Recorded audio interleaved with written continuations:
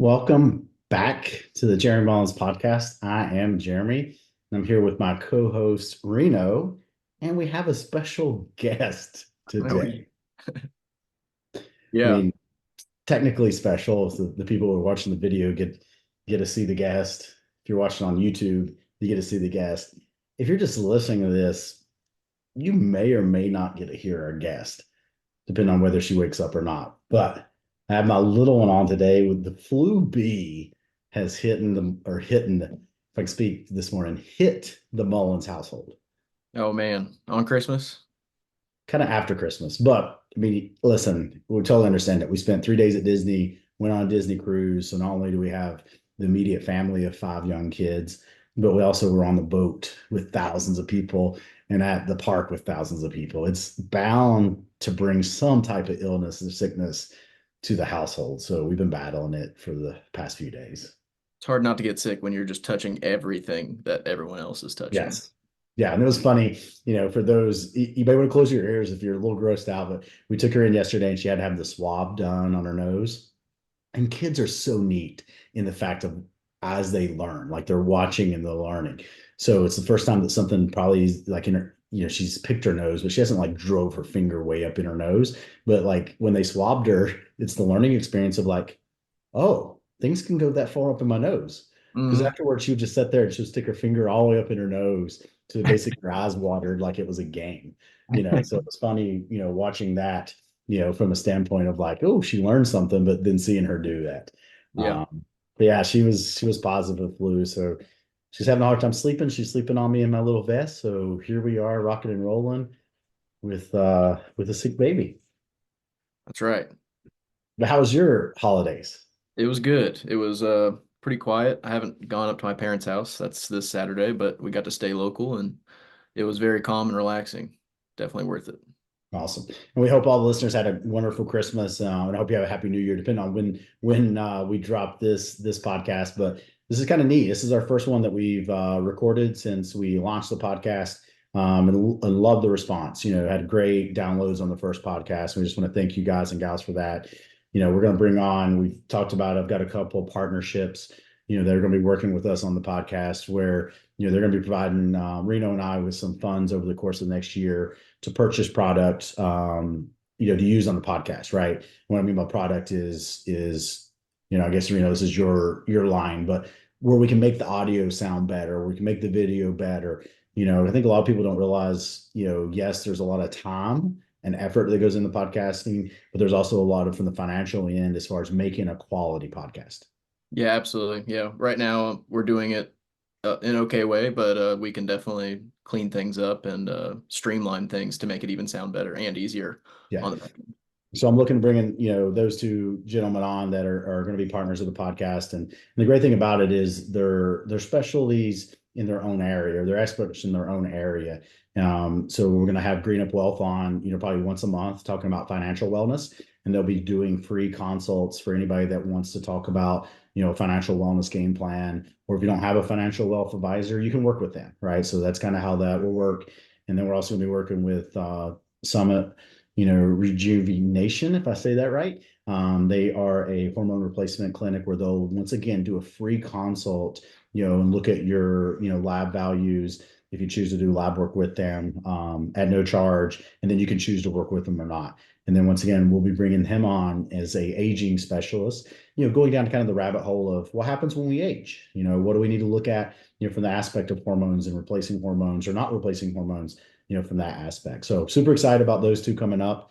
And I think that's a good leeway into today's topic, on resistance training, because, talk about aging, muscle tissue is overlooked in the process of aging. And what I mean by that is if we look at some of the research and the data out there on individuals that are living a longer, healthier life, and when I say longer and healthier, so they're living without disease, right? They're living without the complications that we see in, first world issues with clinical disease, whether it be diabetes, heart disease, kidney disease, Alzheimer's. I mean, I can keep going with that, but those that have a less likelihood of developing that have more muscle tissue, right? And we start looking at muscle And Dr. Gabriella did a really good job in her book about talking about muscle and the benefits of it as an organ, not just, okay, it's tissue, but as an organ, that is active and plays a vital role in our health. Yeah. And there's a reason when you do see people go into retirement homes, one of their main, call it daily activities, is just getting on those like sitting elliptical machines just to get some muscle growth in there, because typically they're at that retirement home because their health has declined. 100%. And that's one of the toughest things to see is like someone's in a retirement home, not necessarily because of maybe mental, right? Like they're sharp as a tack, they can do things, but they cannot physically move themselves around, Yeah. right? And that is because of lack of muscle tissue and lack of strength. So that is what we're going to primarily focus on in this education today with resistance training, is gearing it more towards why it is important inside of your fat loss journey into your wellness journey. Okay. I'm going to kind of save some of the stuff that goes into more of the anti-aging and the benefits long term, for a later episode. But today, really focusing on it for maybe some of the new listeners that are coming on, new listeners that are starting their wellness journey, on why resistance training should be the primary modality that is in our routine, right? And I know depending on your age and how long you've been in the fitness industry or looking at it, a lot of people assume that fat loss comes from just doing a bunch of cardio, Yeah. right? Going out and logging a bunch of miles or doing a bunch of elliptical, as you preluded to, or just doing cardio day in and day out. And that's not the case. When we really look at losing body fat and optimizing body fat composition, resistance training should be the primary modality of that routine or of that lifestyle for that individual.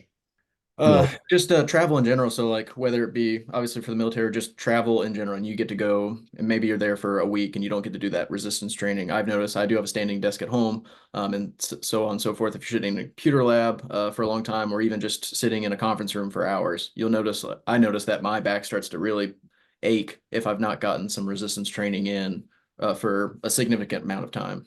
Yeah, 100%. I think, one of the things I want to define is, what is resistance training for the listener, right? And depending on your background, some of you guys and gals may be very comfortable with doing your traditional, weight training. So thinking of like a push, which would be our bench press or our standing press, dumbbell presses, that type of stuff. So talking about pushing, or pulling, which would be like a deadlift, pull ups, lat pull downs, squat, those being our three biggest things, right? So our push, our pull, our squat. Now, I'll wrap carry into that to balance out a, fitness routine, but moving traditional weight, that of course is resistance training. But we also have resistance training using machines, using bands, right? Using body weight. So, going back to what you just mentioned, Reno, when you're traveling, you can use bands and you can use your body weight to do resistance training, right? So, the resistance is coming from, in those cases, the bands or your body weight in order to do those movements, right? And I always, I find it for the general population just to be misunderstood, because a lot of people think that if they do resistance training, they're going to get bulky. That's not necessarily the look they want, especially when someone's overweight, right? And I get this. And I always try to think of this when I speak and educate is when someone's 350 pounds or more, is okay, they're coming from a position that is very hard for a lot of influencers and educators to understand. But I always try to think of that and being like, oh, when I say, okay, resistance training, I understand that there's a lot of people out there that you guys have never experienced or been taught how to do proper weight training. So when I say resistance training, please understand that that can be done in multiple different ways. And it's okay to start out with modified push-ups and air squats, and doing the basic movements that you would do on a daily basis, and then building up to more advanced routines or the resistance training with dumbbells and barbells. Yeah, don't underestimate the power of just body weight movements. Um, Go try to, even if you're fit, just try to go knock out 100 push-ups in a row and just see how like fatigued you get at 50, 60, 70. It's crazy. 100%. I do it with my truck drivers a lot of times. We do days, right? So instead of having them do like certain routines, I'll be like, okay, today's a leg day. So every time you stop to fill up with, gas or stop to use the restroom, whatever the case is, do squats or do lunges. And you're just focusing on that throughout the day. In the morning, at night, they do those movements. And the next day might be push-ups. They're just trying to create this volume of movements throughout the day when it comes to that resistance training. And not to go into question mode, but can you kind of go into some people that when they're starting their fitness journey, they're like, oh, I need to go to the gym and spend the 45 minutes in total right then and there. Or I need to spend the hour right then and there. Like, speak to it like it can be 2 minutes here, 5 minutes here, 5 push-ups now, 5 push-ups in an hour. Yeah, and just like we've talked about in general, if I had to give recommendations to resistance training, then I would say that most people need to resistance train 3 to 5 days a week. Okay. And I know that's a broad recommendation, but when we start looking at that, if it was 3 days a week, then I would have someone doing maybe like a total body routine where they're doing some push-ups, they're doing some squats, some lunges, maybe they're doing some deadlifts or some pull-ups. So they're trying to get every movement in or a total body routine in. This is used a lot, maybe new people that are getting started to a program, maybe use more in endurance. I have my cyclists or my runners do this a lot, right? So they're still hitting that total body, routine. Up to 5 days a week, which would go more like 5 to 6 days of training sessions, would go more into individuals doing like bodybuilding or body parts, right? So today might be biceps and triceps, or tomorrow is shoulders, or just legs, right? Those would be ways of doing resistance training too. Then we've got some of the high intensity, sessions that are out there, like for individuals at CrossFit 4 to 5 days a week, or Orange Theory 45 days a week, where you're using relatively lighter load, doing resistance training combined with cardio. Those are all options. But if I was saying it from just a generic starting point, getting people started, hey, 3 to 5 sessions of resistance training on a weekly basis. And if it needs to be broken up or starting small, like we mentioned, hey, have a leg day, have an upper body day, and then combine those days. Even needs to be broken up like Reno was talking about. 5 push-ups in the morning, 10 squats in the morning, hour later, 5 and 10 again, just slowly building up that progression, which, with strength and conditioning ball cap on is called linear progression, right? And that's how we get stronger is we do the same movement over time, slowly adding a weight to that movement. And all of this is going to reduce injury. Almost, I'm trying to find a percentage right now, but it's reducing the risk of musculoskeletal injuries, which is plaguing the military, but plaguing us as a culture in general. Yeah, the risk of getting injured, and there is a risk, don't get me wrong, with lifting weights, there's a risk of that. There's a risk of anything in life, right? But the benefits outweigh the risk when it comes to resistance training. But yeah, it's going to minimize, someone having musculoskeletal injuries, right? Because the more strength you have, the healthier your muscle tissue is, the less likely you're going to bend over to pick up a bag of mulch and pull a muscle or to get injured, right? And and I'm learning when I talk, you're sitting there looking stuff up to catch me. So I see what's going on. But I digress. So the benefits of resistance training, and I really want you guys to take this quote out, is resistance training is medicine, right? To a degree, resistance training is medicine, and the effects of strength training on health are huge. And I want us to understand that, right? So when we train with weights, I mean, we're talking about benefits, can be performance, can be movement, can be, just functional independence, which you talked about earlier, like that's the reason a lot of people do go into, a long-term care facility is just they cannot physically take care of themselves. Cognitive abilities and self-esteem. Like we kind of look at those broad things that are beneficial. Now, if I want to start diving a little bit more, we can talk about decreasing body fat, right? The more muscle tissue we have, the higher a resting metabolic rate is. We touched on that a little bit into, the calories podcast that we did. So the more muscle tissue you have, the more calories I'm going to burn on a given basis. It helps reduce insulin resistance, which can decrease type 2 diabetes. We also have a reduced, hemoglobin A1C that comes along with that decrease in insulin resistance. We can see, better HDLs, lower LDLs, lower blood pressure, right? And just healthier minds. Like those are some big benefits that'll come out of that resistance training. Yeah, nailed it. You you talk about resistance training, kind of like how easy it is, and or how hard it is. People kind of make whether it's easy or hard up in their own head, but like the way you speak about it, like, look, it's just easy steps here and there. Kind of just start and you're going to see your health journey explode. Yeah. And Um, what I'll tell a lot of people is, they always ask about how to get started. And I still think you're a novice to weight training if you haven't spent 2 to 3 years doing the basic movements. So press, deadlift, squat with like barbells, right? Now, once again, if you are not comfortable with doing that yet, I'm totally fine starting with body weight movement, starting with bands and working on those movements. But, a press or a squat or a deadlift, none of that changes with the weight that we're using. Well, no matter the load, those movements are the same. So yes, if you're new, you can start out with some of the basic movements when it comes to just, barbell or just a body weight squat before you start adding a load into that.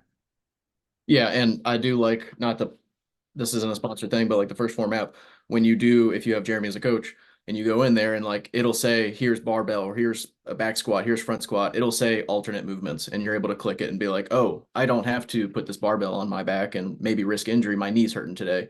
I can do goblet squats, or I can do. 100%. And that's one of the things that, with this platform, yes, I want to be the educator, but we're going to bring on Exercise Fizz. We're going to bring on some people with a YouTube channel. We're going to grow that to where I can bring on and do some of these movements for beginners, right? So that we can not just, okay, Jeremy, you talked about resistance training, how much we need to do. You talked about the squat, but how do we do it, right? And we can get on there and show you, okay, here is a basic air squat, right? Send your hips back, push that ground apart by pushing your knees out so that your femur tracks over your toes. We're looking for that, at depth being 90 degrees or slightly below 90 degrees with your chest up, right? We can show you that. We can cue you that. We can let you do that. But a great place is, and that's where I coach at. And I know we haven't mentioned that yet as we're rolling this out. If you're interested in working with me, one-on-one in coaching, I coach in the First Phorm platform. Download the First Phorm app, add me, via jeremy@firstphorm.com. That's where I do all my education at. And you can film yourself doing these movements and then I'll critique it. Right. So that's where we can kind of work on, some of this, but don't overthink it. I think, getting started with resistance training is just going out and doing it and then making sure that you're implementing it once again, 3 to 5 sessions per week. Yeah. And the app really helps you along. Like the plan I'm on, I might do 2 or 3 days in a row, and then it turns into a cardio day the next day, or a cardio. 100%. And not down in, we'll get into the benefits of cardio. Cardio can be part of the routine, especially if you're training for certain events, like we're going to need more cardio, like 100%, all that's still into play. But when we're looking at, the resistance training should be the core value the core modality in your routine, to those things that we mentioned on before: decrease blood pressure, decrease insulin resistance, increase muscle tissue to increase caloric expenditure throughout the day, increases bone density. I think we glossed over that one, but that is a way to really look at increasing your health over time, is to increase your bone density. And the cool thing that I've seen with that is, we've been told before that individuals cannot increase their bone density over a certain age. And I had early on in my career, I worked for a physician that we had a DEXA scan inside our office where we could do bone density along with body fat. And what I seen was, in these 55 and older females that I was working with, we saw an increase in not only muscle tissue, but also bone density in 55-year-old individuals and older. And, once again, if you take it from the textbook, we've been taught that you cannot increase bone density over the age of 21, right? And that's just not true. But because these ladies who were 55 plus had never done resistance training, had never consumed the amount of protein that they needed to be on, started doing those two things, and we saw that we had an increase in bone density in those individuals. And correct me if I'm wrong, and I'll kind of wrap up here, but the body, when you start getting more resistance, more weight, or more weight on your shoulders, or more underneath the weight, your body starts to like, oh, hell, we need to increase bone density. We need to Yeah. repair this muscle faster. We need to do all these things faster because he's going to hit us harder next time. It's kind of just the adaptation of the body. And that's the beautiful thing about resistance training, right? So yes, while a 70-year-old might not be looking at, stepping on stage or increasing muscle, they're looking at the longevity that comes along with it. And that's the thing I want to get across is, yes, why I focus more on this being a basic intro to resistance training, and it should be part of your program when you're looking at fat loss, right? Because remember, when we say fat loss, the ultimate goal is fat loss, not weight loss. right? So we want to maintain that muscle tissue. That is why I recommend the protein that I recommend. This is why I recommend that the bulk of your training modality be resistance training, right? Starting with bands if it needs to be, starting with body weight, advancing on to, dumbbells, machines as you progress and get more comfortable with it. But yeah, it's just that's the adaptation of the body. And going back into what the research that we touched on earlier, seeing that people have less disease with the more muscle tissue they have, right? And then what it is, it's a combination of the lifestyle, but it's also a combination we touched on, earlier. The muscle is that metabolic organ that is providing good feedback to the body. Yep. So take home message, with that is, hey guys, I want you resistance training. Okay. If you're in that camp, of, hey, I've always done cardio to lose weight, that's okay. Like that information's been out there. It doesn't make you a bad person, doesn't make you, wrong. You just didn't know, right? And it could have worked, right? You could have lost some weight and felt better because you were up doing cardio and you were up moving. And listen, I'm not against cardio. I'm going to be training for an Ironman this year, but I still make resistance training the primary modality of my training routine. And then secondary is the cardio, right? And, I want people to understand that you should be resistance training 3 to 5 days a week. If you're on the lower end, that with 3 days, try to make it more total body. Okay. If you're doing more of the 5 to 6 sessions of what we'd call traditional bodybuilding or body part splits, that's totally fine too. Okay. I don't, that's where I never get into like telling someone that there's this one size fits all program because we're all a little bit different. But as long as you are doing that resistance training, that is what matters. Absolutely. And for everyone listening, we have our email in the link below. I have Jeremy's first Phorm advisor link that you can add him as an advisor. And on every single episode, if you don't mind, whatever platform you're listening on, just give us 5 star, give us a rating, tell us how we're doing, like, share on social media, and don't be afraid to ask questions. We'll have future episodes. Jeremy will be able to ask everyone's or answer everyone's questions. Awesome. Appreciate you guys, and we'll talk to you soon. See you.